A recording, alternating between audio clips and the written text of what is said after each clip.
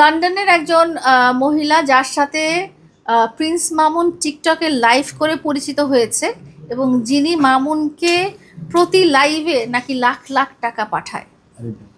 তো মামুন টার্গেট করছে যে ওই নারীর সাথে সম্পর্ক করে দেশ থেকে লন্ডনে সেটেল হওয়ার। এটাই লেটেস্ট আমি শুনেছি। প্রিন্স মামুনের চেহারা কালকে একটা ইন্টারভিউতে সে বলতেছে যে বড় ভাই একজন বলেছিল যে আগে লাগতো কি হিরো আর এখন লাগে হিরোইনচি। ও তো হিরোইনচি।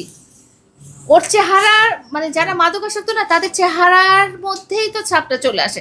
আর তো হচ্ছে যে রিহ্যাবে তাকে নেওয়া তার ইচ্ছার বিরুদ্ধে।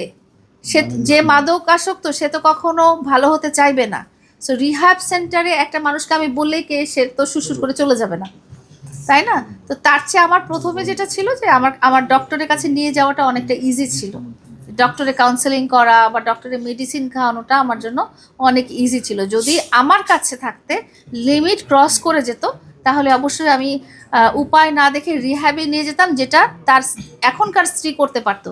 কারণ এখনকার স্ত্রীর কাছে থাকা অবস্থায় সে একেবারেই বাঁধ ভাঙা টাইপের মাদক সেবন। আপনারা যদি দেখেন 2024-এর পর থেকে প্রিন্স মামুনের চেহারা কালকে একটা ইন্টারভিউতে সে বলতেছে যে বড় ভাই একজন বলেছিল যে আগে লাগতো কি হিরো আর এখন লাগে হিরোইনচি। ও তো হিরোইনচি। ওর চেহারার মানে যারা মাদকাসক্ত না তাদের চেহারার মধ্যেই তো ছাপটা চলে আসে। আর সবাই বলে, ও বলে না যে আমি ছোট মানুষ, আমি ছোট মানুষ। ও বডি স্ট্রাকচারের দিক দিয়ে ছোট হয়ে গেছে কারণ সে ওই যে গাঁজা খায়, হিরোইন খায়, ওর তো কোনো গ্রোথ হয় না।